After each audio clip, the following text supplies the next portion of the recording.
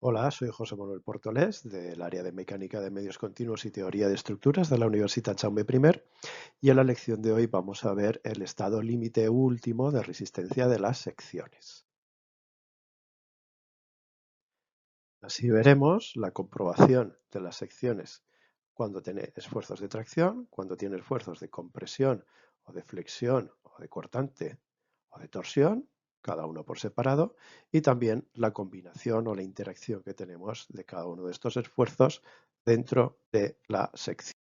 Cuando solo tenemos tracción en la sección, esto es bien tracción solo, o bien si tenemos flexión pero es despreciable, la normativa nos dice pues en elementos inferiores a 6 metros de longitud, cuando se trata de vigas trianguladas por los efectos del viento, o cuando trata de barras eh, de arriostramiento, ¿vale? Que puedan tener una pequeña excentricidad, los despreciaremos y solamente tendremos tracción pura, ¿vale? Lo que comprobaremos será que el aprovechamiento sea inferior a la unidad. ¿Y qué es el aprovechamiento? Pues es el esfuerzo que le pedimos, la solicitación, ¿vale? Dividido el esfuerzo axial que puede aguantar la sección. ¿Cuánto vale ese esfuerzo axial que puede aguantar la sección?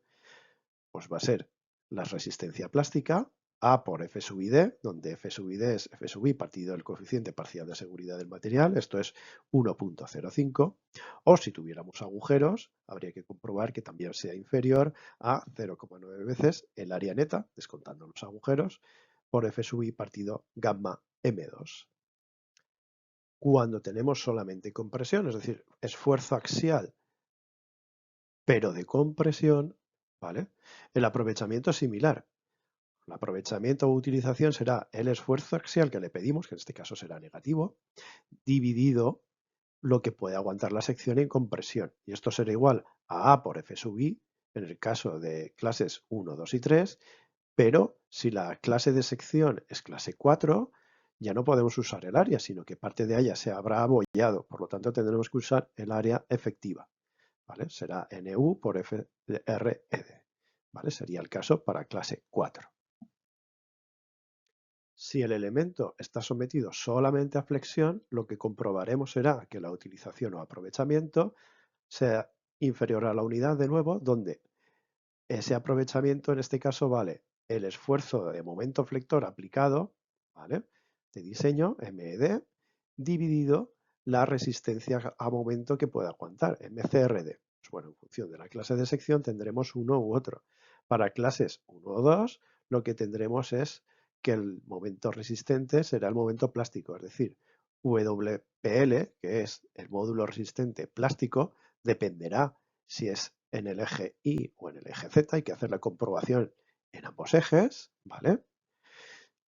Por F sub ID, si es clase 3, ya no usaremos el momento resistente plástico, sino que utilizaremos el momento elástico para ambos ejes, el Y y el Z, y si es clase 4, tendremos que reducir y utilizar la sección eficaz y utilizar el módulo elástico de la sección eficaz también en ambos ejes, en el eje Y y en el eje Z. ¿Vale? Entonces, estos valores de omega, W, mejor dicho, plástico y W elástico se encuentran recogidos normalmente en las tablas. ¿Vale? El W eficaz depende de si haya pandeado o no, entonces no viene recogida. ¿Vale? Y luego, si hay agujeros, en flexión parte de la sección está comprimida y parte de la sección está traccionada. En la parte comprimida, si no están llenos, ¿vale? Se tendrán que descontar esos agujeros. De la misma forma que también se descontarán en la parte traccionada cuando la resistencia última de las secciones es inferior a la plástica. ¿Vale? Si no tenemos agujeros definidos, tampoco ocurrirá cualquiera de estos casos. Y nos centraremos solamente en el aprovechamiento debido a la flexión en uno de estos ejes. En el caso de esfuerzos cortantes, verificaremos en cada eje, en el eje Z o en el eje Y, en el eje Y o en el eje Z, que la utilización o aprovechamiento, definida como VED dividido VCRD, es decir, el esfuerzo cortante que le pedimos dividido el esfuerzo cortante que puede aguantar, sea inferior a 1. ¿Vale? ¿Cuánto puede aguantar el esfuerzo cortante? Pues será un área A sub V, ahora veremos cuál es esa área, multiplicado por F sub ID, y dividido raíz de 3. Vale, este raíz de 3 viene de considerar la tensión equivalente de von Mises cuando tenemos en realidad tensiones tangenciales, que es lo que genera el cortante. ¿Vale? Hay que descontar, si se cumple esta condición, la sección que tiene agujeros. ¿Vale? En general no lo vamos a hacer, no se nos va a dar este caso en esta asignatura. ¿Vale?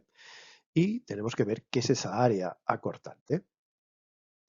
El área cortante es aquello que realmente se lleva o transmite las cargas debidas al esfuerzo cortante.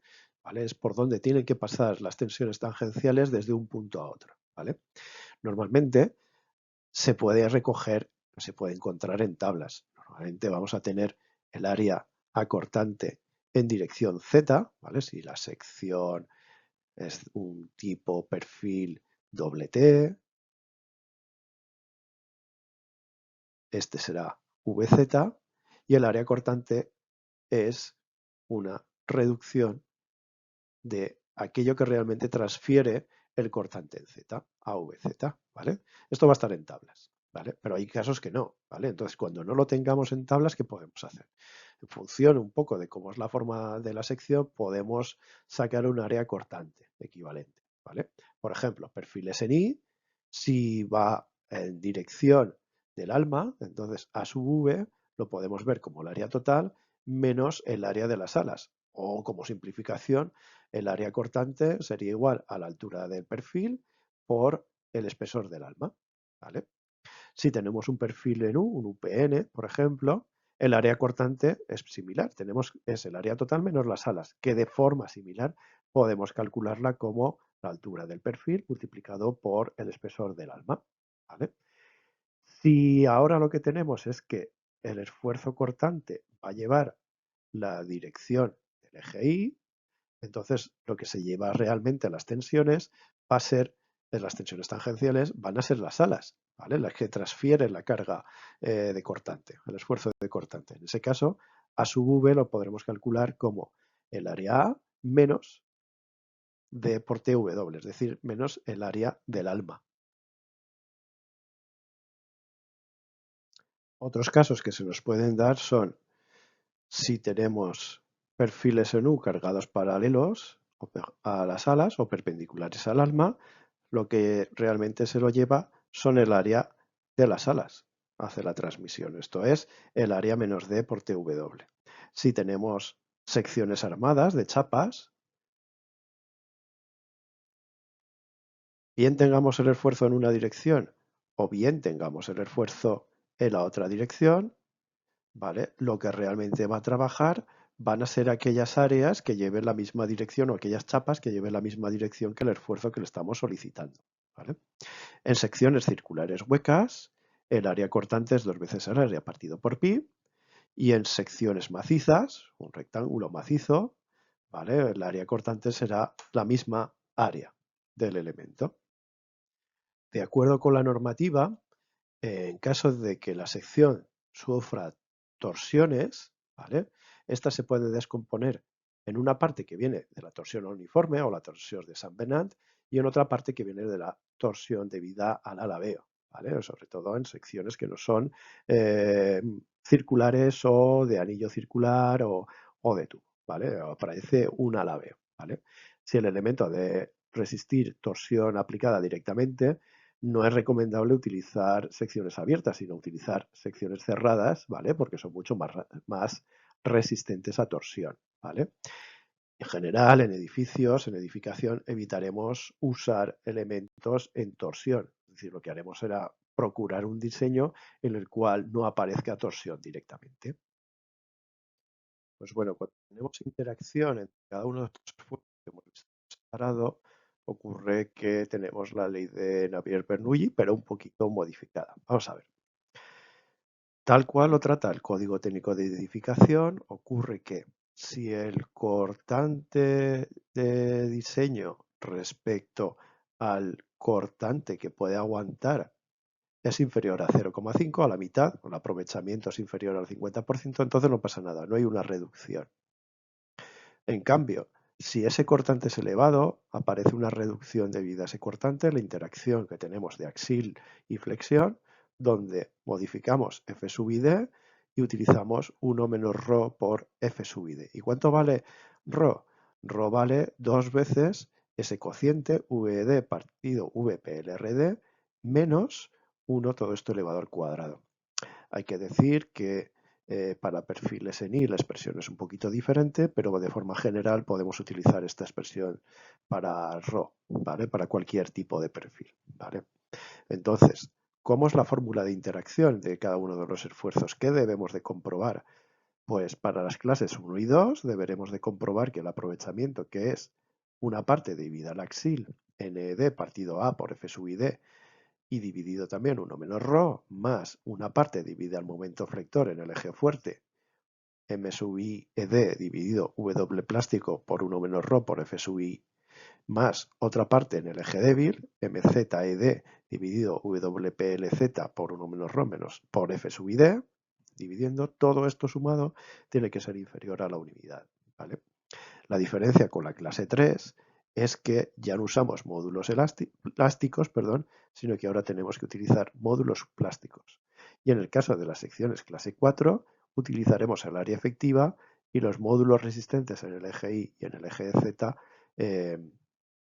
efectivos, también descontando aquellas partes que se han abollado. ¿Eso qué hace? Que el centro de gravedad de la sección efectiva no está en el centro de gravedad, no es el mismo centro de gravedad que la sección original. Por lo tanto, hay un descentramiento y unas excentricidades NI y NZ que hacen que el axil esté fuera del punto donde estaba. Por lo tanto, van a generar unos momentos flectores que se suman a los anteriores. Así, el momento flector en el eje fuerte será M sub I ED sumando NED por la excentricidad, lo que le pedimos, y por otro lado tendremos MZED más NED partido por NZ, ¿vale? La excentricidad en el eje Z, ¿vale?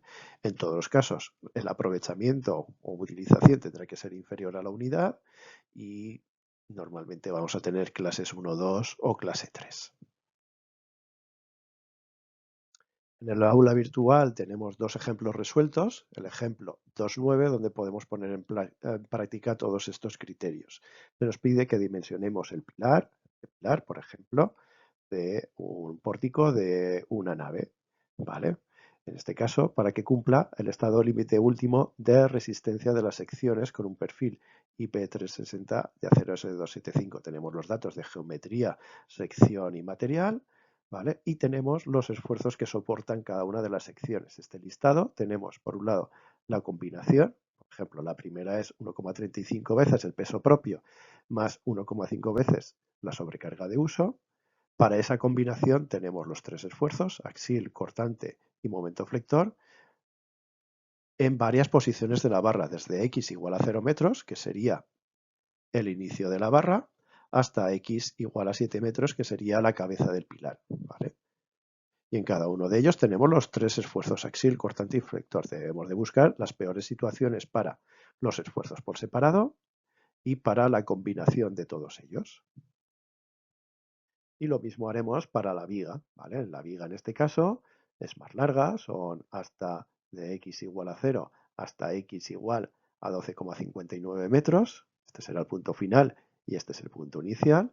Y tenemos tres combos que no tienen por qué coincidir con los combos, las combinaciones pésimas para el pilar, ¿vale? Y haremos lo mismo, comprobaremos cada esfuerzo por separado y comprobaremos la interacción entre los esfuerzos para ver si con la sección IPE 360 de acero 275 es suficiente o no.